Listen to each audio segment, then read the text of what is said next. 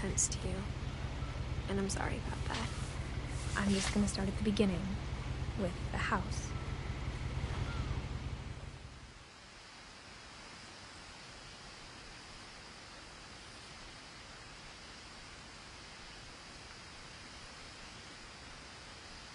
Someone had put up a chain link fence, but it looked like I wasn't the first person to hop it.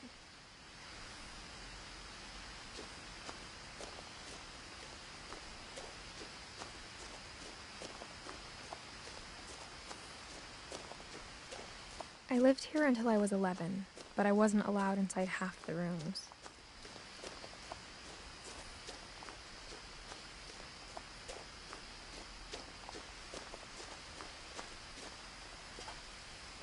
Inside the mailbox were bills from 7 years ago, marked urgent, open immediately.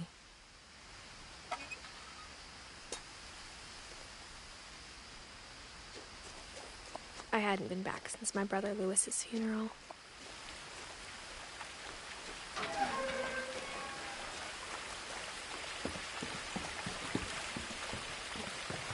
In her will, my mother left me a key, but didn't tell me what it unlocked. Maybe she thought I'd know. Or she thought that the mystery would be enough to bring me back.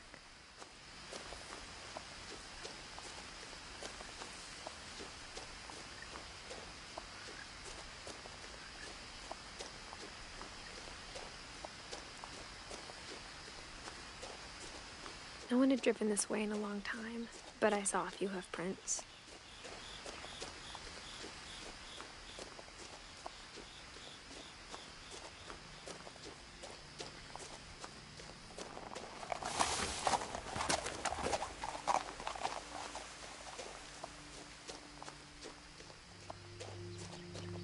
The truth is, even after I inherited the house, I never thought I'd come back to it.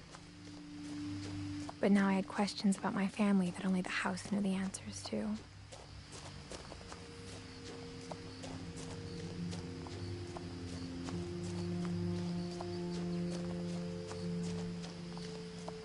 The house was exactly like I remembered it, the way I'd been dreaming about it.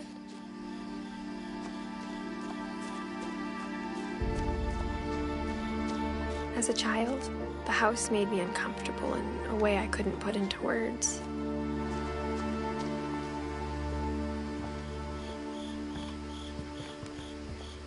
Now, as a 17-year-old, I knew exactly what those words were. I was afraid of the house.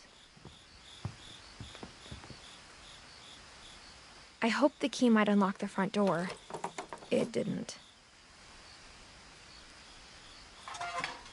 Looking in, I felt like the house itself had been waiting for me.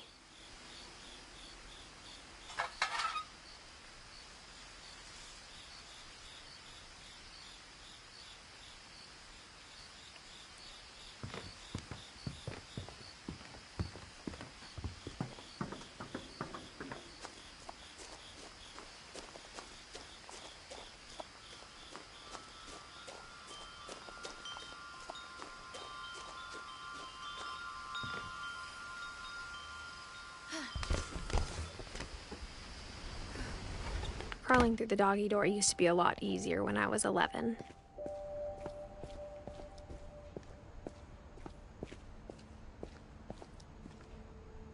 The power had been turned off the night we left. For the first time in years, I felt like I was home. But instead of a family, there were just memories of one. Like how after Lewis started working at the cannery, we all got sick of eating salmon. Except our cat, Molly.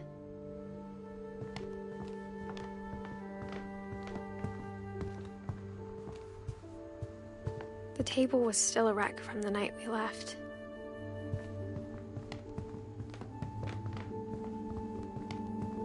My mom was the only one of us who could imagine Great-Grandma Edie living in a nursing home.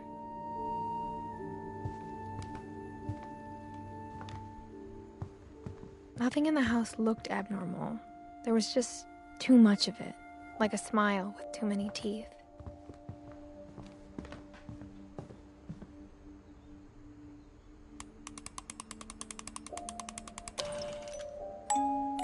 great-grandpa Sven built a music box for Barbara, along with the rest of the house.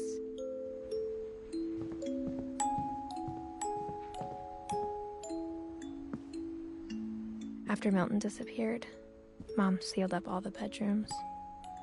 Then Edie retaliated and drilled peepholes.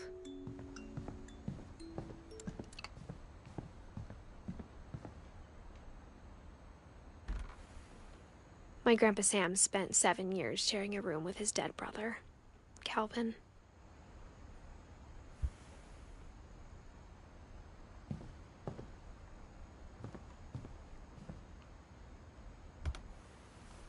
As a kid, I just assumed every house had peepholes and sealed rooms you weren't allowed inside of.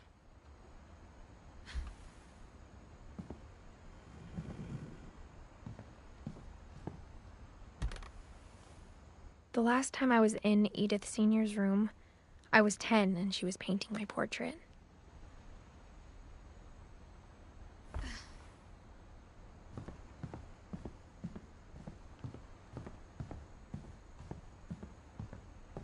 I spent a lot of time playing in Great Uncle Walter's room. Lewis told me there were secret passages, but I never believed him.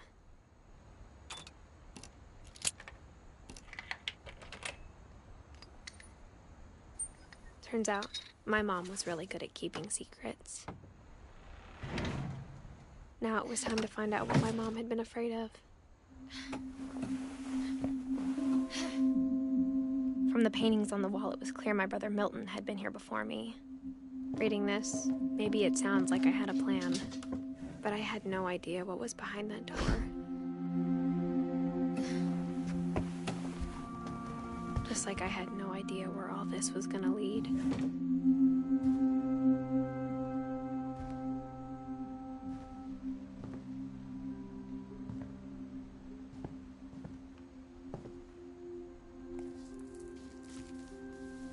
December 13th, 1947. Dear Diary, I'll be gone soon, but I wanted to tell somebody about what's gonna happen. It started when Mom sent me to bed without dinner. I woke up and I was starving, so I looked around for something to eat.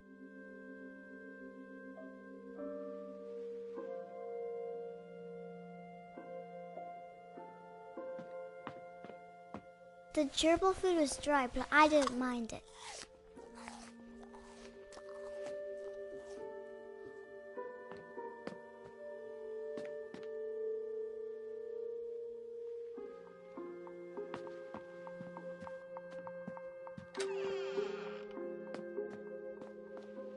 I kept eating and eating.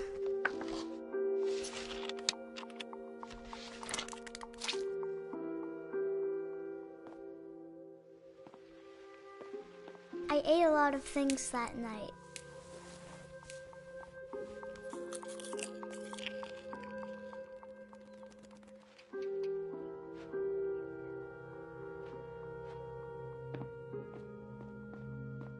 Then I heard chirping outside my window. It was a barn swallow going back to her nest. I reached out for her.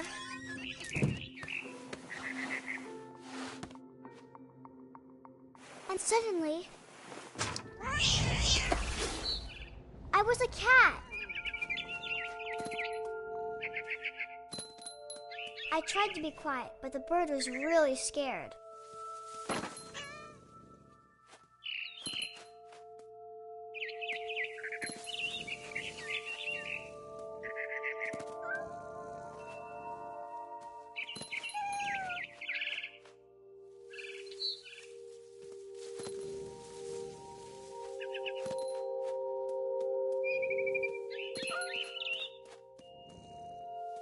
I jumped and I almost got her.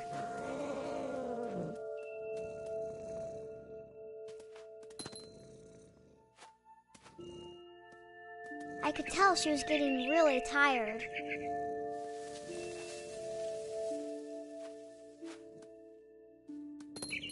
Now I was up in the big tree. I promised Dad I wouldn't climb it anymore. All I cared about was eating that mama bird. I gobbled her up. and suddenly I was an owl. First, all I heard was the wind. Then I heard little teeth nibbling in the grass.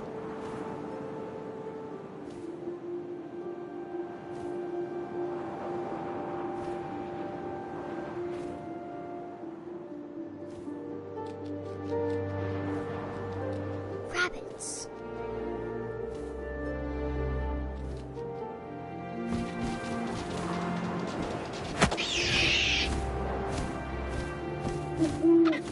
I imagined his face looking up and seeing mine through my talons. I swallowed him up, and I didn't chew one bit. Then I flew off to find something bigger.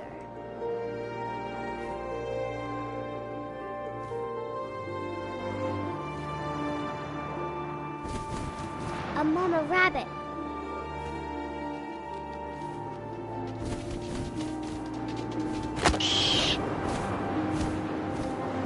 She was almost too big to carry. I started choking, but I couldn't stop eating. And suddenly, I was a shark.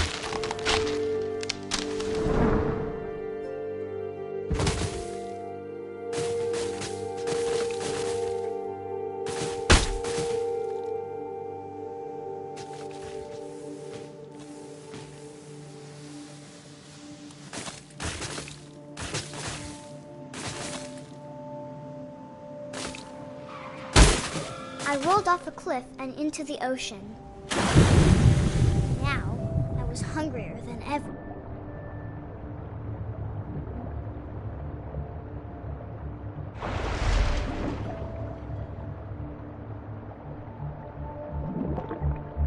I wanted fat, juicy seals.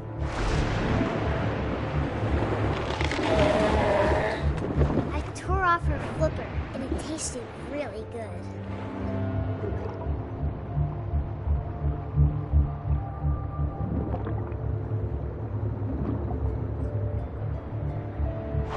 Grabbed on tight. But I was so hungry, I jumped out of the water. When I opened my eyes, everything had changed.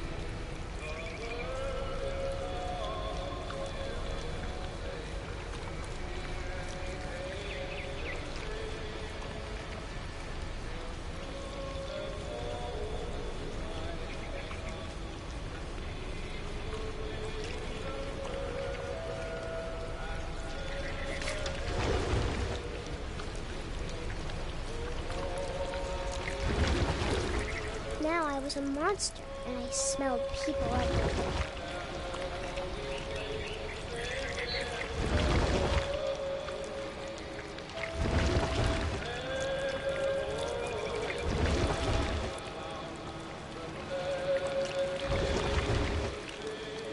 I was big, but I moved real quiet.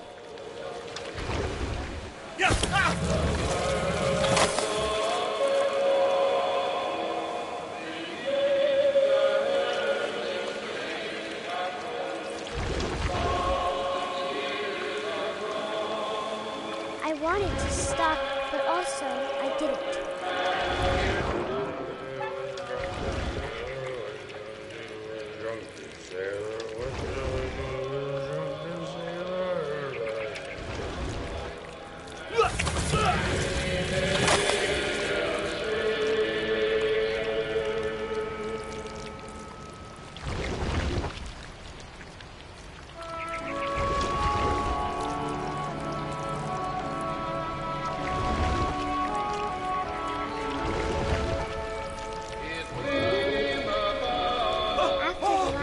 passenger, I was still hungry.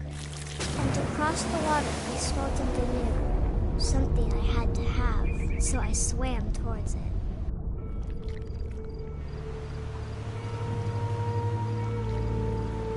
I slithered onto the sand, and the good smell went into an old pipe.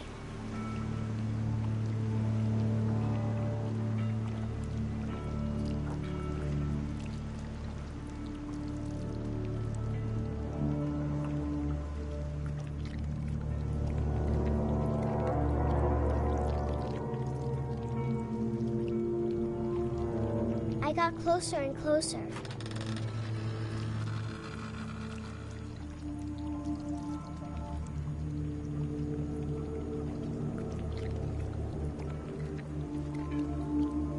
All of my stomach started growling. And suddenly, I was me again. I held my breath for a long time, but I couldn't hear anything. I think it's waiting for me to fall asleep. But it's not going to wait much longer. It needs to feed, and we both know I will be delicious.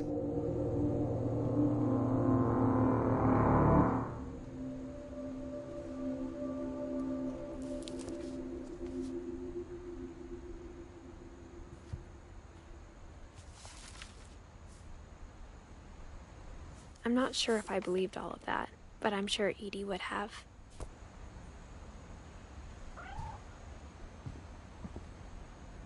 I got the sense Edie had spent a lot of time here, before my mom sealed the doors.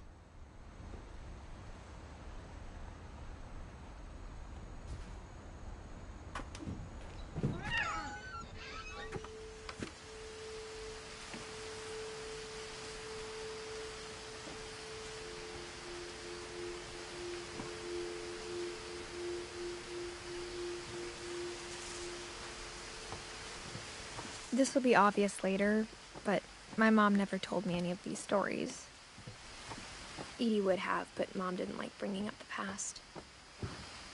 Though, when we adopted a stray kitten, she was the one who named it Molly. I spent a lot of time in Great-Grandma Edie's room. Her room was like a museum. For 500 years, the Finches have been famous throughout Norway for their fortune. And misfortune.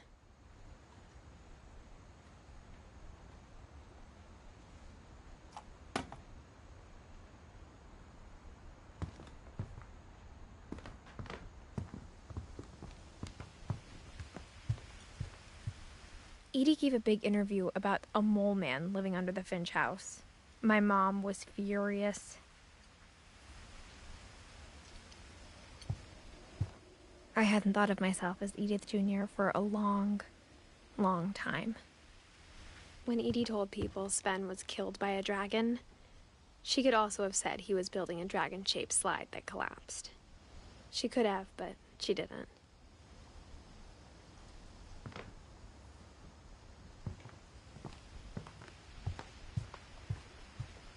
Louis died a week before we left, but Edie had already started to memorialize him.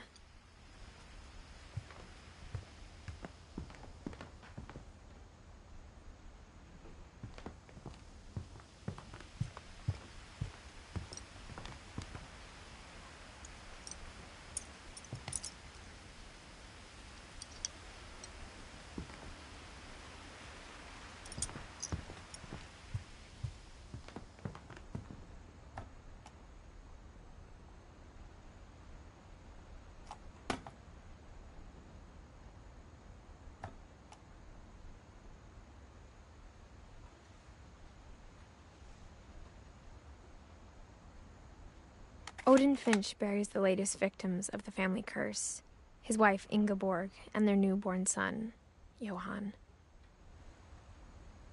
On January 7th, 1937, he set sail with his family and his house, hoping to leave the curse behind. But 40-foot waves off the coast of Washington send the house and Odin to the bottom of the sea. Odin's daughter Edie, with husband Sven and baby Molly, step ashore on their new home, Orcas Island. Odin Finch is the first to be buried in the new family cemetery. His daughter Edie is already dreaming of a new Finch house.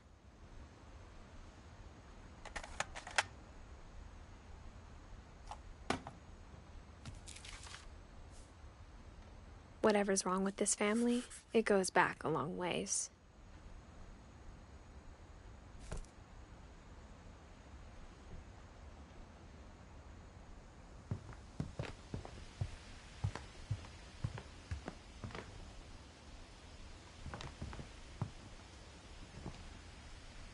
One summer, they evacuated the island, but Edie refused to go.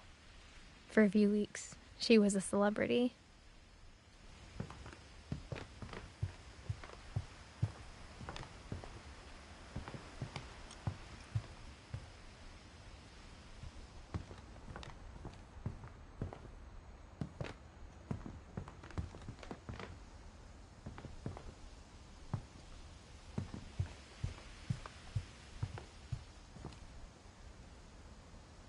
Even in her 90s, sometimes Edie seemed a lot younger than my mother.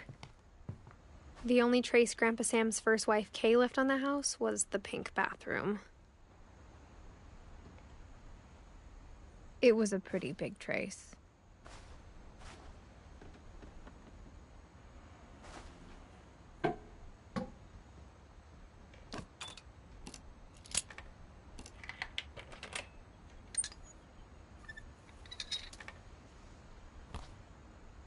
There's a secret in this bathroom. It's in the last place you would look. It isn't in the cupboard. It's hidden in this book.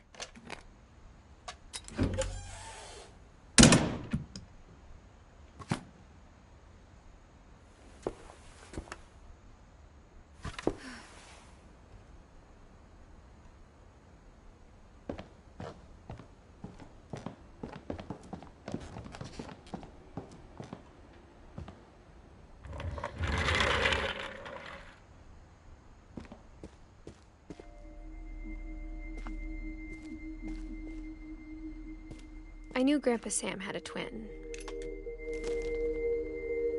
and that he never talked about him. I guess my grandpa didn't like history any more than my mom did.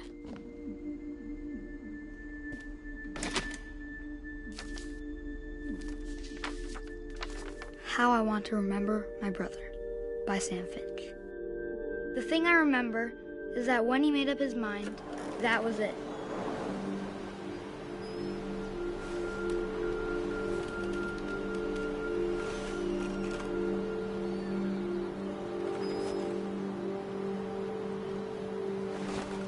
My brother said he'd die before he ate another mushroom. And he did. At Barbara's funeral, we swore we'd never be afraid again. And he wasn't. I think Calvin always wanted to fly. Sam! Calvin! Dinner's ready! Coming! But that day, he finally made up his mind to do it. I told him going around was impossible. Maybe if I hadn't said that. Calvin! I'm not gonna tell you again! Maybe if the wind hadn't picked up. Then maybe he'd still be here. But I doubt it. I think he'd already made up his mind.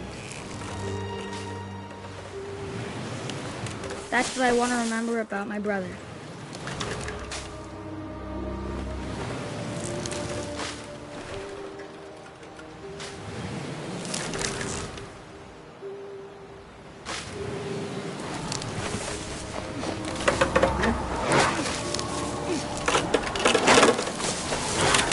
The day he made up his mind to fly. And he did.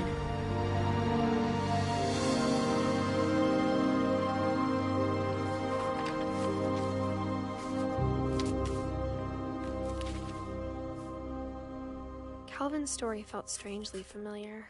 When I was younger, I remember trying to do the exact same thing.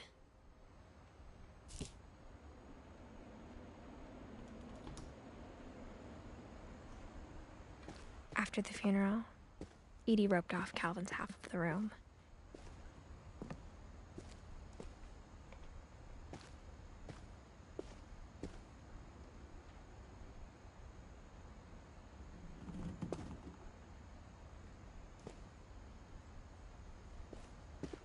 Mom said Grandpa Sam enlisted at 18 and never set foot in the room again.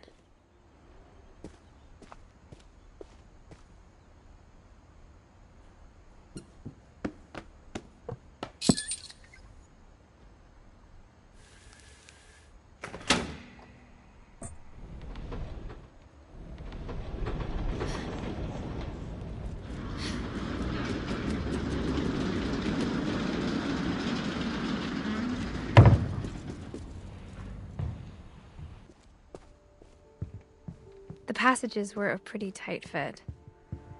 They'd obviously been built for smaller hands and bellies.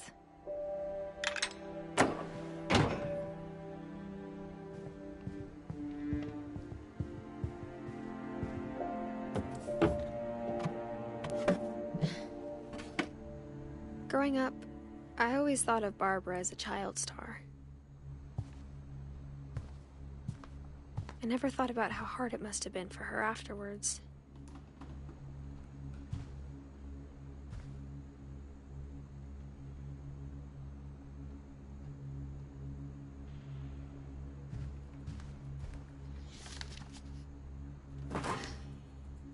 Of all the stories people wrote about Barbara's death, I'm surprised Edie saved this one.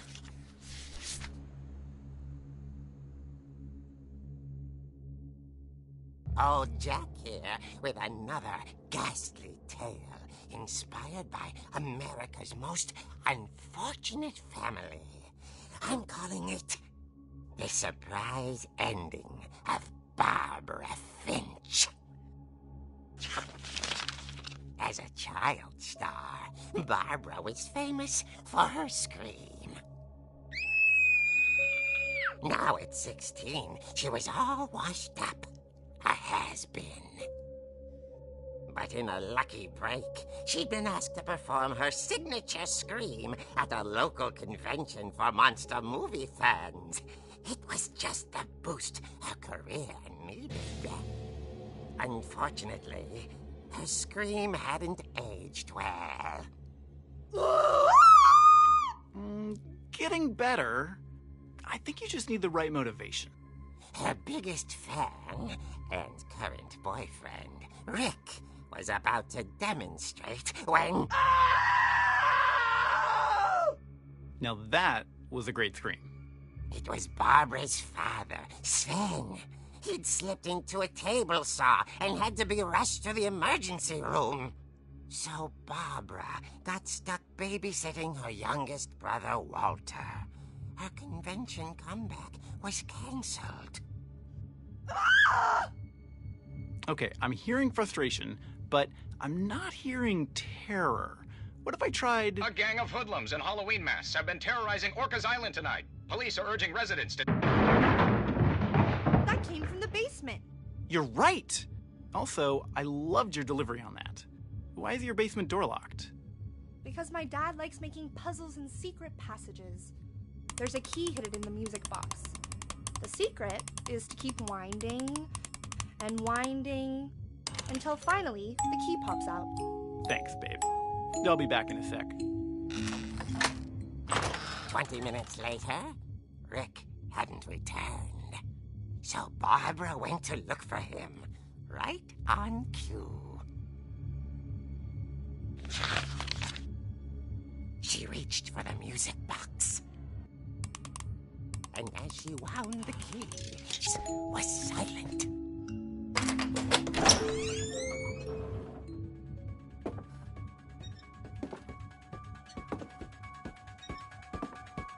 She found Rick's crutch and imagined the worst.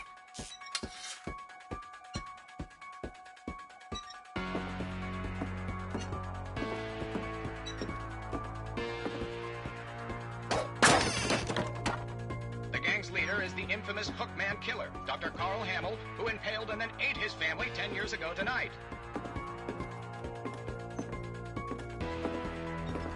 The old fridge rattled and grew still. Oh, dear! Oh! Rick?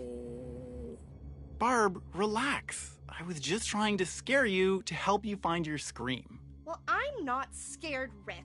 I'm furious. Then act furious. All I'm getting from you now is that you're hurt and confused and you're... She threw him out, but she kept a little something to remember him by. Barb, have you seen my other crutch? And she was still holding it when she fell asleep watching the late picture show. Hours later... Barbara! Walter, what's going on up there? Ah! Okay, I'm coming up, but if this is a trick, you're Walter.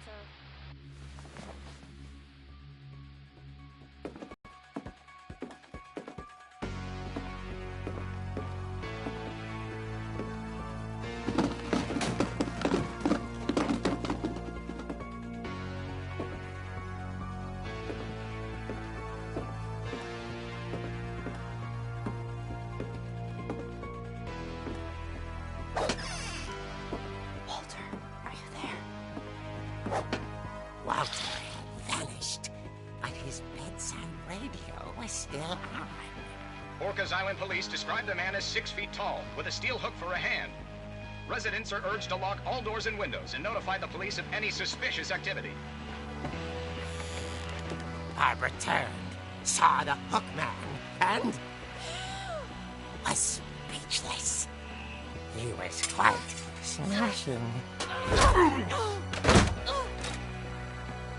And who he was, he couldn't get enough of Barbara. Okay, Barbara, there's gotta be another way out of here.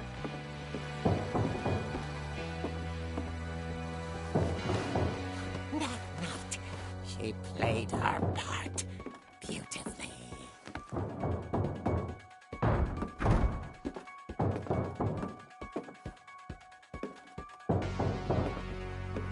Molly's door hadn't been opened in years.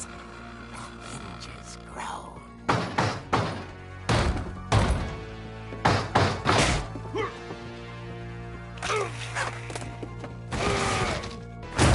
He wasn't moving, but she sensed the story might not be over yet.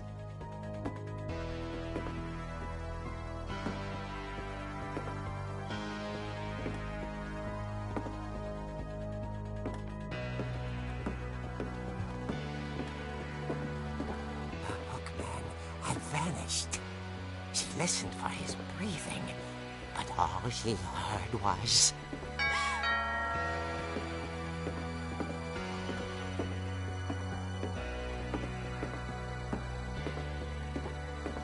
At the door, she heard whispering. It was coming from inside the house.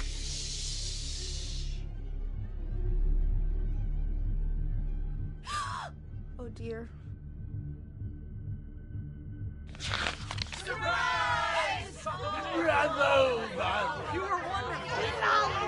The monsters had come to surprise her. For Barbara, it was a dream come true. Then she saw what kind of monsters they were, and she realized what was about to happen. She was going to be famous. And with her final breath, Barbara Finch gave the performance of her life.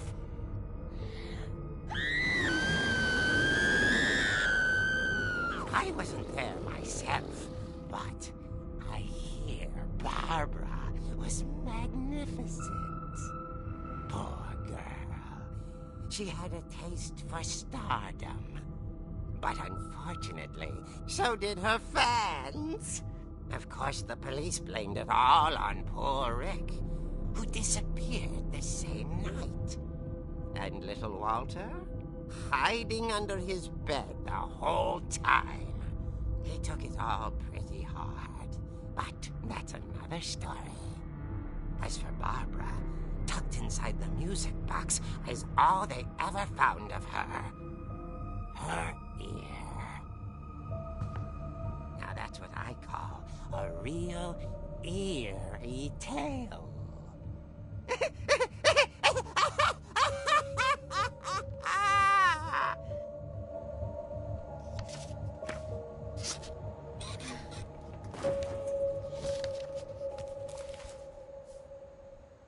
Edie told me all Barbara wanted was to be remembered, as absurd as that comic was.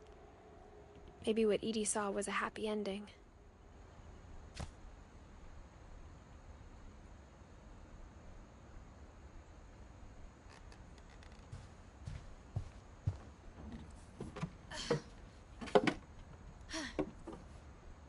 I guess now I know why Mom didn't like me playing with the music box.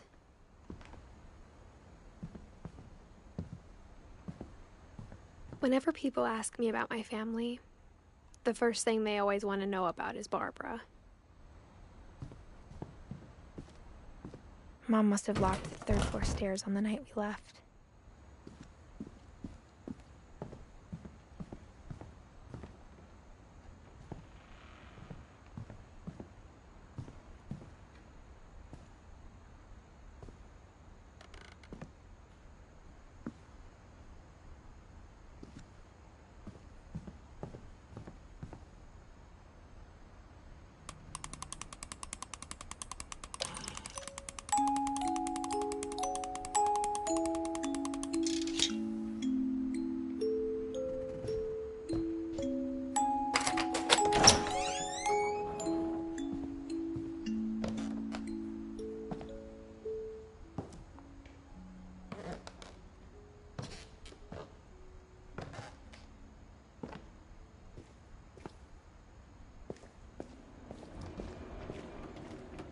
Mom said the basement was off limits, unless I wanted another tetanus shot.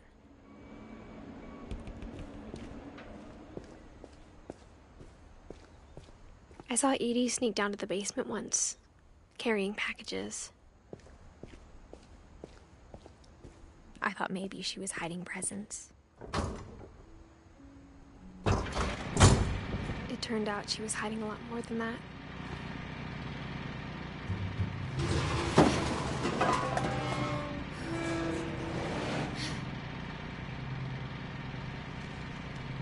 I remember asking Mom once about where Walter had gone. She said after Barbara died, he got as far away as he could. If there's a pattern in all these stories, I think it's that none of us has gotten very far.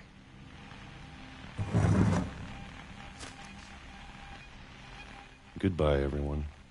I can't believe I've been down here for 30 years. On that first day, after the shaking started, I didn't think I'd survive a week.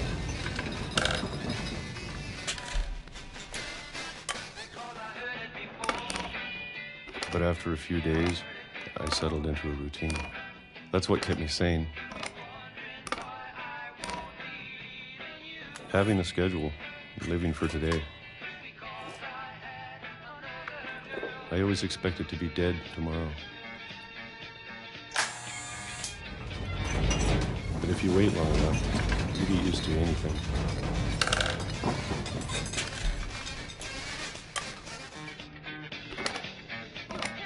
Even a monster on the other side of the door starts to feel normal.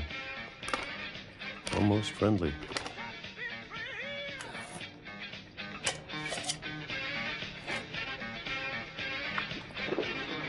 And then one day, everything just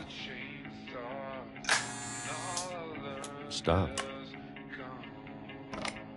Whatever that thing was, it was gone. Maybe it got tired of waiting. Or maybe I just got tired of being afraid.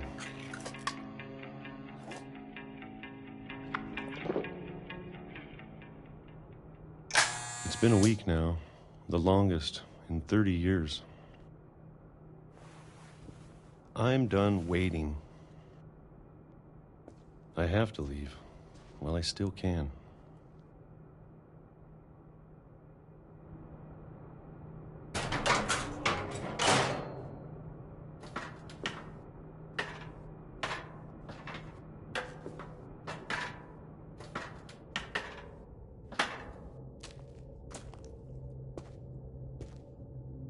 I know it's out there, somewhere. Whatever killed Barbara and Molly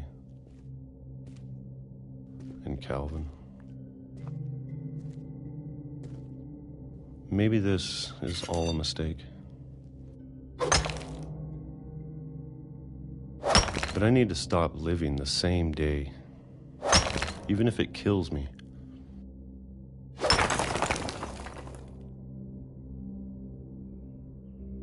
Whatever's out there, I want you to know I'm ready for it. I'm going to appreciate all of it, especially the food. I don't mind if I only have a year left, or a month, or a single week. I'd be happy with one new day. I can already imagine the sun on my face.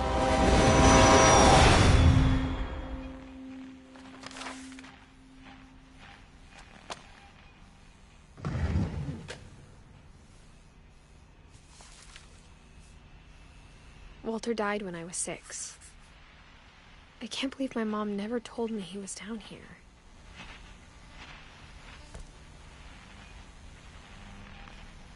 I'm sure my mom was trying to protect me.